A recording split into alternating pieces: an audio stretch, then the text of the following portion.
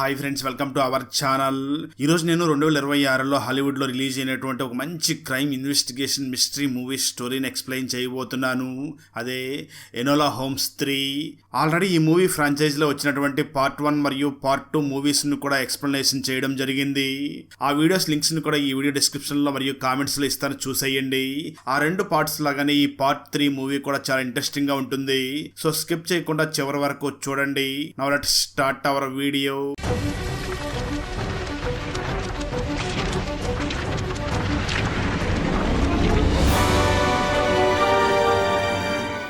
Open చేస్తే movie starting scene లోనే ఒక పెద్ద జైలుని చూపించగా, ఆ జైల్లో ఒక అమ్మాయి చేతులకి బేడీలు వేసి చాలా జాగ్రత్తగా లోపలికి తీసుకుని వెళుతూ ఉంటారు. అయితే ఇక్కడ అమ్మాయి ఫేస్ మాత్రం మనకు చూపించకుండా ఉంటారు. అదే సమయంలో ఆ అమ్మాయి దగ్గరికి ఆ జైల్లో ఉన్నటువంటి ఒక వ్యక్తి వచ్చి ఒక ఆఫర్ ఇస్తూ, నిన్ను ఈ జైల్లో నుంచి నేను తప్పించి బయటికి తీసుకువెళ్తాను, కానీ బయటికి తీసుకువెళ్ళిన తర్వాత మాత్రం నువ్వు నాకు ఒక పని చెయ్యాలి, నీకు టీచ్ ఫెరీ తెలుసా అని అడుగుతూ ఉంటాడు.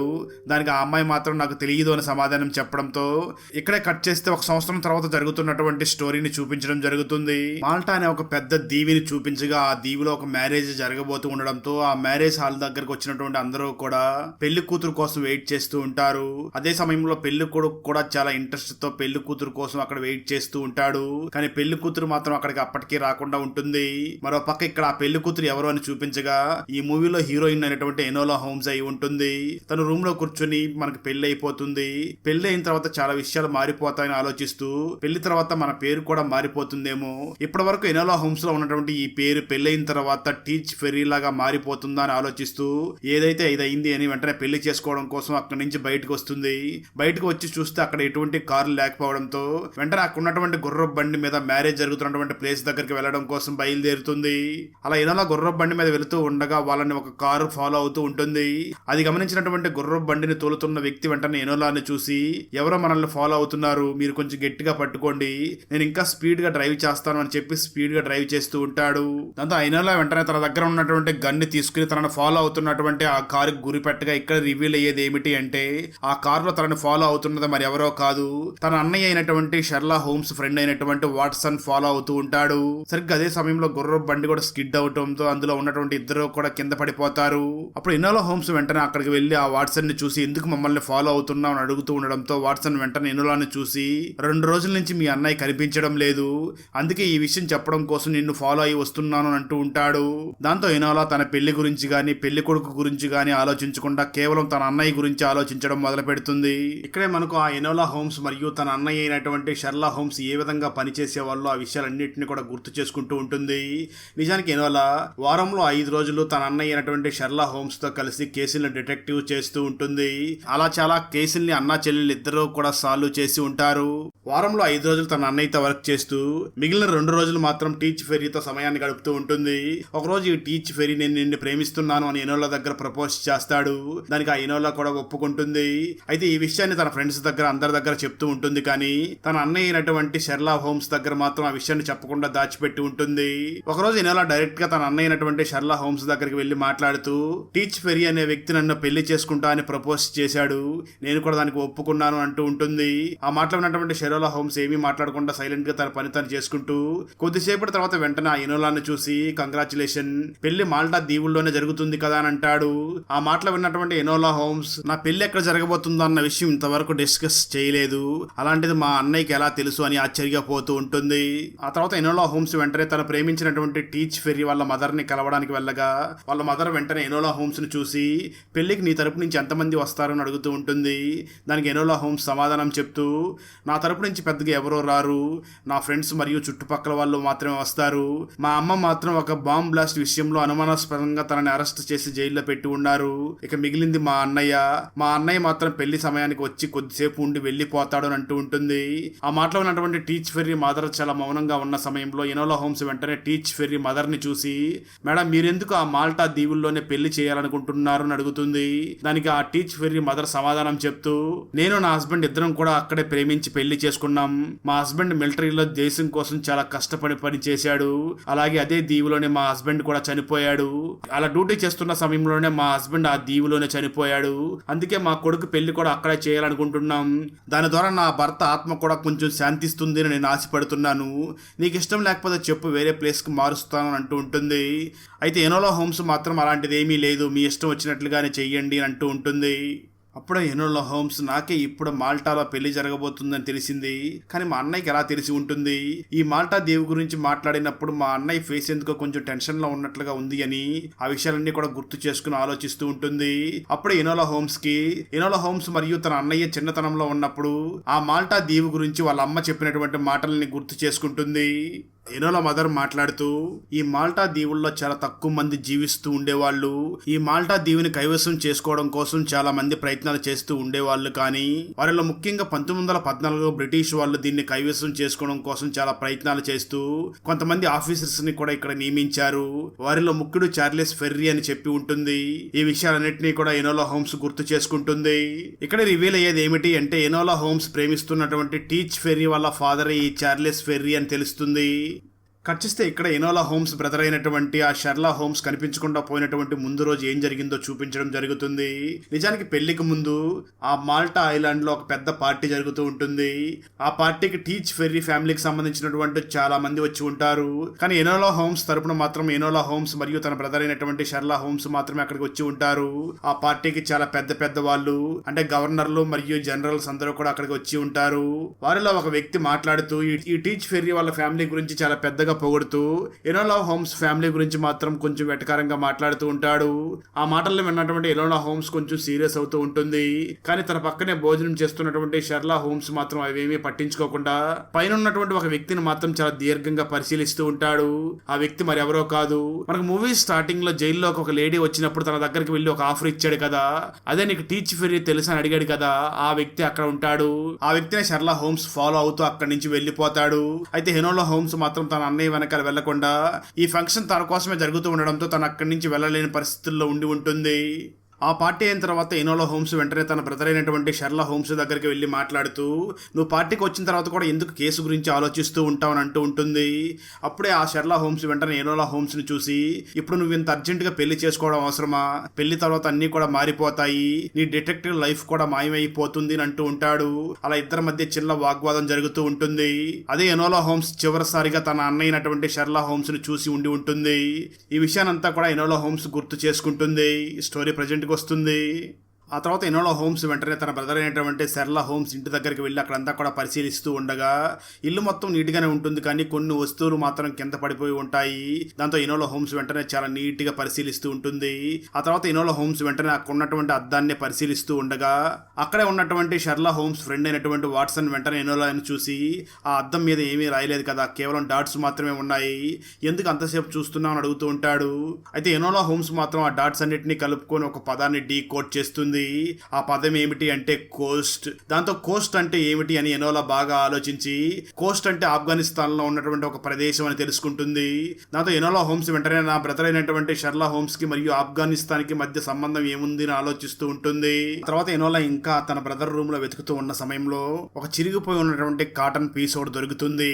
ఇంకా ఎనోలా ఏమైనా క్లూస్ దొరుకుతాయేమో అని వెతుకుతూ ఉండగా అక్కడ తన బ్రదర్ అయినటువంటి షెర్లా హోమ్స్ డైరీలో కొన్ని విచిత్రమైనటువంటి లాంగ్వేజ్ లో విచిత్రమైనటువంటి గుర్తుల్ని కూడా డ్రా చేసి ఉంటాడు. అవి ఏమిటి అని ఆలోచిస్తూ ఉంటుంది. సరిగ్గా అదే సమయంలో కింద గొడవ జరుగుతూ ఉంటుంది.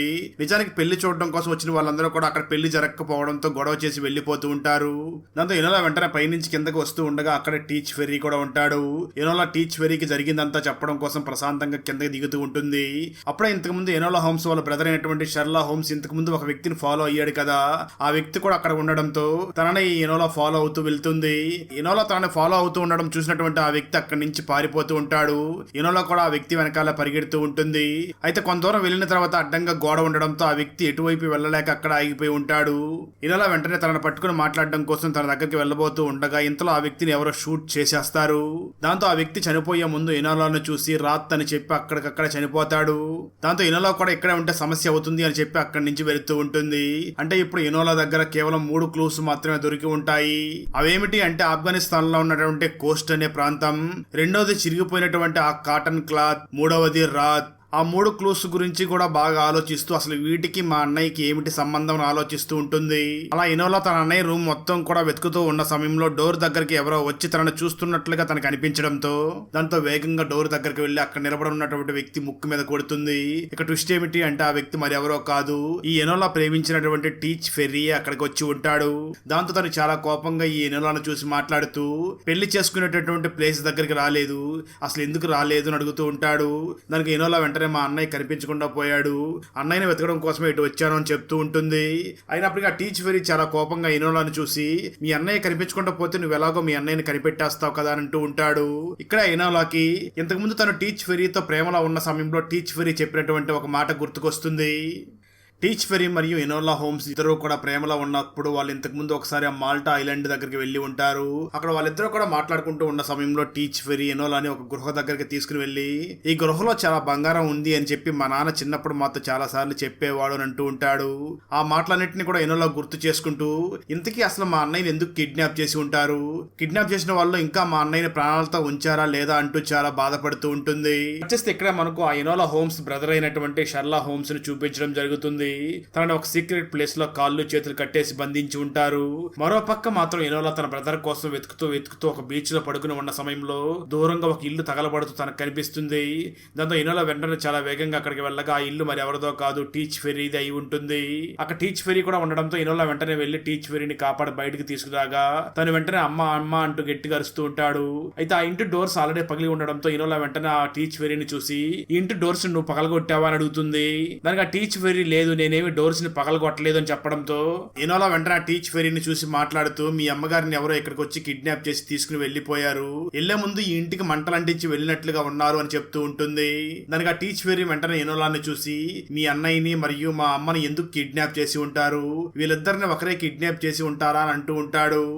ఆ వెంటనే టీచ్ ఫెర్రీ నేను వెంటనే వెళ్లి పోలీస్ కంప్లైంట్ ఇస్తాను అని చెప్పి అక్కడి నుంచి వెళ్లిపోగా ఈ ఎనోలా హోమ్స్ మాత్రం నా ప్లేస్ లో మా అన్నయ్య ఉంటే ఏ విధంగా ఆలోచిస్తాడు అని చెప్పి ఆ కేసు గురించి మళ్ళీ ఆలోచిస్తూ ఉంటుంది.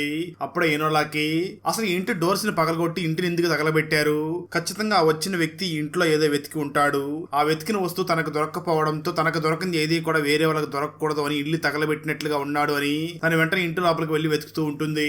అప్పుడే ఎనోలాకి ఒక బాక్స్ కనిపించగా ఆ బాక్స్ ను ఓపెన్ చేసి చూస్తూ ఉంటుంది. ఆ బాక్స్ లో ఇంతకుముందు తన బ్రదర్ అయినటువంటి షర్లా హోమ్స్ డైరీలో రాసి ఉన్నటువంటి విచిత్రమైన గుర్తులు కూడా అక్కడ ఉంటాయి. అదే విధంగా చాలా మెడల్స్ కూడా అందులో ఉంటాయి. వాటన్నింటినీ కూడా ఎనోలా పరిశీలిస్తూ ఉంటుంది.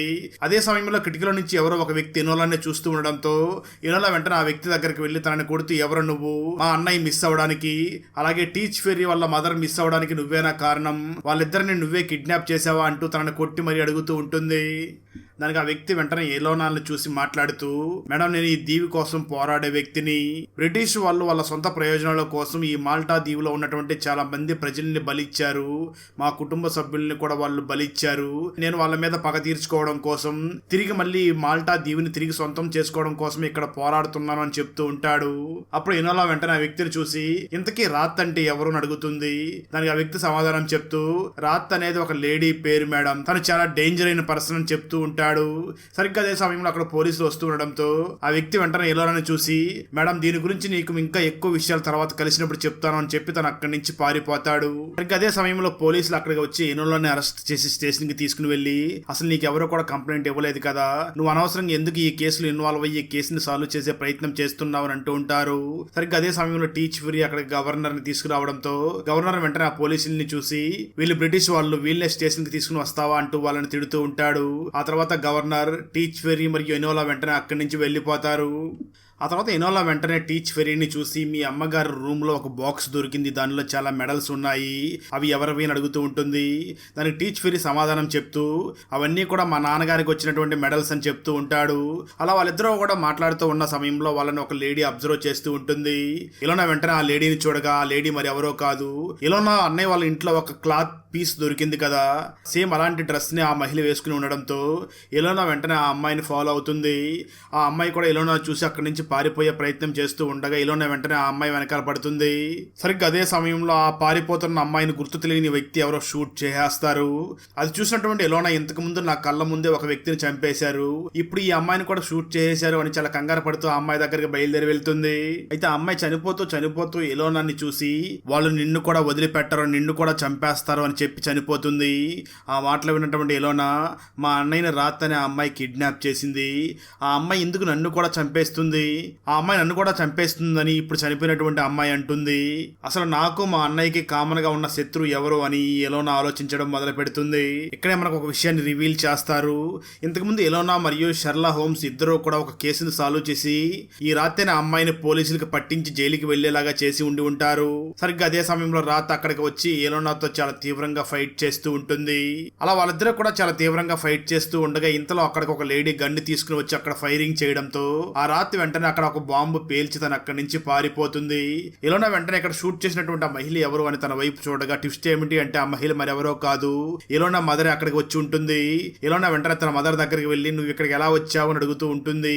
దానికి ఎలోనా మదర్ సమాధానం చెప్తూ ఇప్పుడు నీ పెళ్లి అని చెప్పి నీ పెళ్లి చూడడం కోసం ఇక్కడికి వచ్చాను, కానీ నీ పెళ్లి ఆగిపోయిందని తెలిసింది, అయినప్పటికీ నువ్వు నాకు కనిపించావు కదా, ఏం ప్రాబ్లం లేదు, అలాగే నువ్వు కూడా ఏం భయపడకు, ఖచ్చితంగా మీ అన్నయ్య ప్రాణాలతోనే ఉండి ఉంటాడు అని చెప్పి తనకు ధైర్యం చెప్తూ ఉంటుంది. ఆ తర్వాత రాత్రి వెంటనే డైరెక్ట్ గా తను కిడ్నాప్ చేసినటువంటి షెర్లా హోమ్స్ దగ్గరికి వెళ్లి మాట్లాడుతూ నువ్వు చాలా పెద్ద డిటెక్టివ్ అని అనుకుంటూ ఉంటావు కదా, నిన్ను నేను ఎందుకు కిడ్నాప్ చేశానో చెప్పు అని అంటూ ఉంటుంది. దానికి ఆ షెర్లా హోమ్స్ వెంటనే తనను చూసి మాట్లాడుతూ నువ్వు ఒక సంవత్సరం ముందు ఈ మాల్టా దీవుల్లోకి వచ్చావు, ఇక్కడ ఉన్నటువంటి గవర్నమెంట్ ఆఫీసర్స్ అందరినీ కూడా నీ గుప్పిట్లో పెట్టుకున్నావు, కానీ వాళ్ళకి తెలియని విషయం ఏమిటి అంటే నీ పని అయిపోయిన తర్వాత నువ్వు వాళ్ళందరినీ కూడా చాలా క్రూరంగా చంపుతావు, కానీ నువ్వు నన్ను మాత్రం నీకేదో సహాయం కోసమే నన్ను కిడ్నాప్ చేసావు, అందుకే నన్ను కిడ్నాప్ చేసావు, ఎందుకంటే నువ్వు నన్ను కిడ్నాప్ చేస్తే నా చెల్లైనటువంటి ఎనోలా కూడా ఇక్కడికి వస్తుంది కదా, అందుకే నన్ను కిడ్నాప్ చేసి ఇక్కడికి తీసుకుని వచ్చావని అంటూ ఉంటాడు. ఆ మాటలు విన్నటువంటి రాత్రి వెంటనే అక్కడి నుంచి నవ్వుకుంటూ వెళ్లిపోతుంది. మరోపక్క ఎనోలా వెంటనే అక్కడ ఉన్నటువంటి టీచ్ ఫెర్రీ, షెర్లా హోమ్స్ ఫ్రెండ్ అయినటువంటి వాట్సన్, పోరాట యోధుడు మరియు వాళ్ళమ్మ వీళ్ళందరి దగ్గర ఆ ఎనోలా మాట్లాడుతూ ఉంటుంది. అప్పుడే టీచ్ ఫెర్రీ వెంటనే ఎనోలాని చూసి మాట్లాడుతూ నువ్వు ఇంతకు ముందు ఒక అమ్మాయిని చేసుకుంటూ వెళ్ళినప్పుడు ఆ అమ్మాయిని ఎవరో షూట్ చేసి చంపేశారు కదా, ఆ అమ్మాయి ఇంతకు ముందు ఒక గవర్నర్ తో మాట్లాడడం నేను చూశాను అని చెప్తూ ఉంటాడు. ఆ మాటలు విన్నటువంటి ఎనోలా అంటే ఖచ్చితంగా ఇందులో గవర్నమెంట్ కూడా ఇన్వాల్వ్ అయ్యి ఉంది అనుకుంటూ ఉంటుంది. అదే సమయంలో ఎనోలాకి ఆ టీచ్ ఫెర్రీ మదర్ రూమ్ లో దొరికినటువంటి మెడల్స్ వెనకాల ఆఫ్ఘనిస్తాన్ అని రాసి ఉండడంతో మా అన్నయ్య రూమ్ లో ఉన్నటువంటి బాక్స్ లో కూడా సేమ్ ఇలాంటి సింబల్స్ రాసి ఉన్నారు, అంటే బహుశా ఆఫ్ఘనిస్తాన్ లో యుద్ధం చేయడం కోసం వెళ్ళినటువంటి సోల్జర్స్ కి ఇలాంటి మెడల్స్ ఇచ్చారేమో అని అర్థం చేసుకుంటుంది. సరిగ్గా అదే సమయంలో ఎనోలాతో పాటు ఉన్నటువంటి పోరాట యోధుడు వెంటనే తనను చూసి మాట్లాడుతూ మీది ఒక డిటెక్టివ్ ఫ్యామిలీ కదా, నేను ఎలాగైనా మా మాల్టా దీవి మళ్ళీ తిరిగి మాకే సొంతం కావాలనుకుంటున్నాను, అందుకోసమే కదా నేను పోరాటం చేస్తున్నాను, దాన్ని సాధించడం కోసమే నేను మీ అందరికీ సహాయం చేయడం కోసం ఇక్కడికి వచ్చాను అని అంటూ ఉంటాడు. దాంతో వీళ్ళందరూ కూడా రెండు టీమ్స్ గా విడిపోతారు. టీచ్ ఫెర్రీ మరియు ఆ వాట్సన్ ఇద్దరు కూడా ఒక టీమ్ గా ఏర్పడి వీళ్ళు వెంటనే ఆ అమ్మాయి కలిసి మాట్లాడినటువంటి జనరల్ దగ్గరికి వెళ్లి ఇన్ఫర్మేషన్ తెలుసుకోవడం కోసం బయలుదేరి వెళ్తారు. మరోపక్క ఎలోనా అలాగే ఎలోనా మదర్ వీళ్ళతో పాటు ఆ పోరాట యోధుడు వెంటనే ఆఫీసులోకి వెళ్లి ఆఫ్ఘనిస్తాన్ వారికి సంబంధించిన ఫైల్ కోసం వెతుకుతూ ఉంటారు. అప్పుడే వాళ్ళకి ఆఫ్ఘనిస్తాన్ వారికి సంబంధించిన ఒక ఫైల్ దొరుకుతుంది. ఆ ఫైల్ మొత్తం చెక్ చేస్తూ ఉన్న సమయంలో ఆ ఫైల్ లో ఉన్నటువంటి ఒక ఇంపార్టెంట్ పేపర్ చిరిగిపోయి ఉంటుంది. అయితే ఎలోనా వెంటనే ఆ పేపర్ అచ్చు కింద పడి ఉండడంతో ఆ పేపర్ మీద తను రాస్తూ ఉండగా తనకు ఒక విషయం తెలుస్తుంది.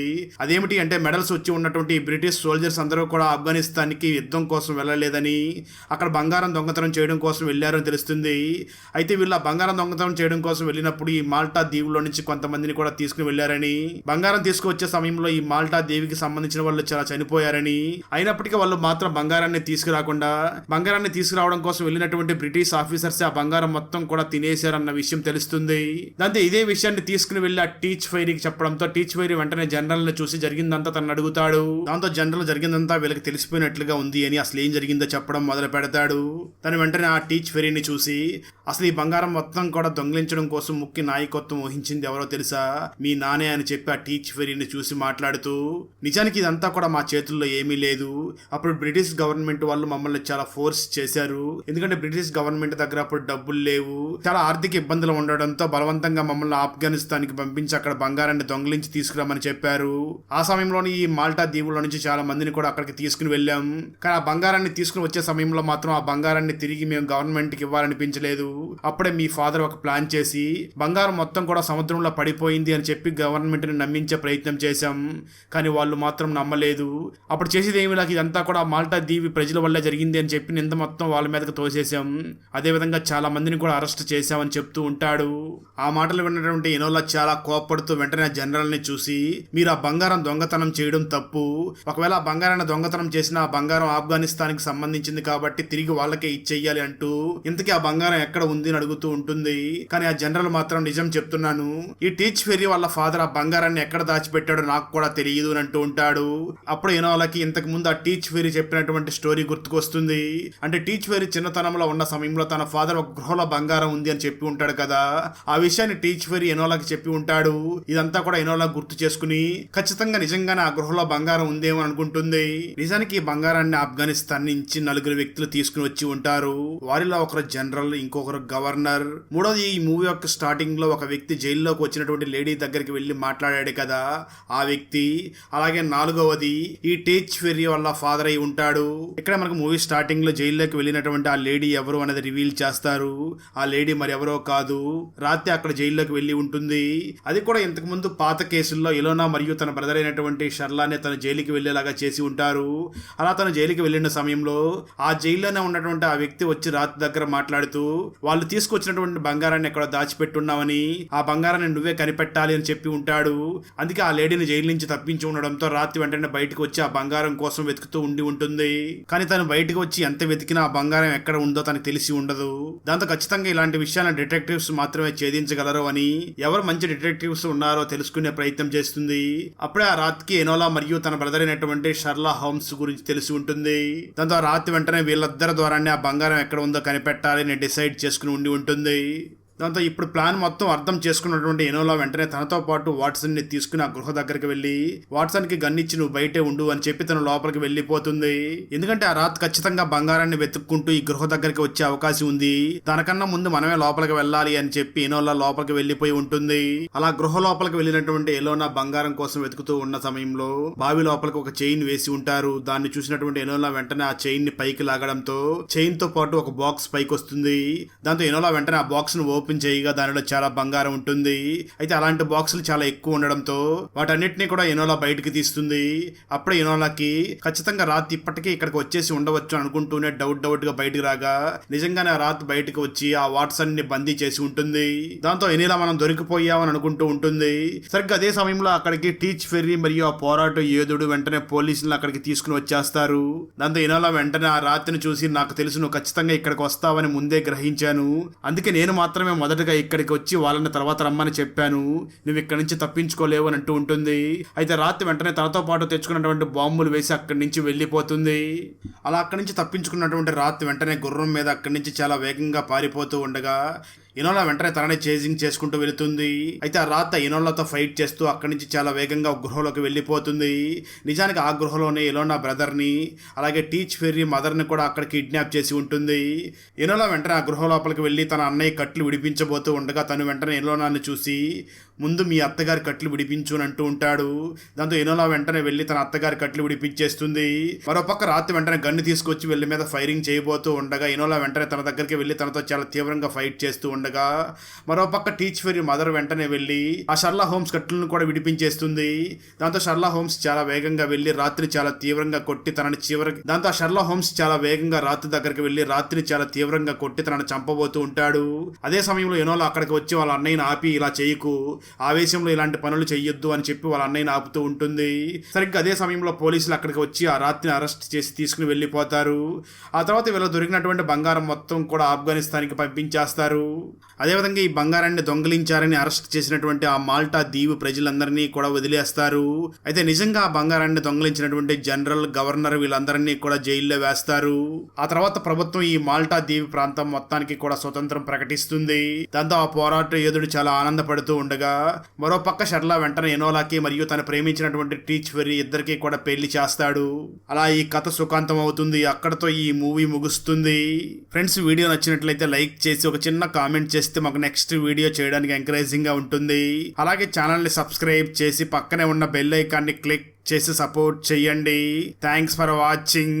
జై హింద్.